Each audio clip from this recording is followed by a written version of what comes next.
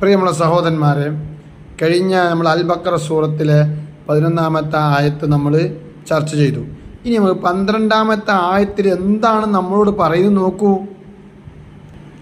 അലാ ഇന്നഹും ഹുമുൽ മുഫ്സിദൂൻ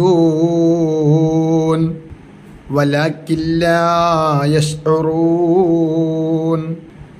അലാ അറിയുക, ഇന്നഹും തീർച്ചയായും അവർ, ഹുമുൽ മുഫ്സിദൂന അവർ കുഴപ്പക്കാരാണ്, അവർ കുഴപ്പമുണ്ടാക്കുന്നവർ തന്നെയാണ്.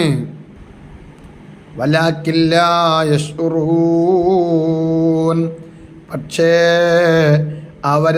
അവരതറിയുന്നില്ല. അവർ കുഴപ്പത്തിൻ്റെ ആളുകളാണെന്ന ബോധം അവർക്കില്ല. അതാണ് സത്യം.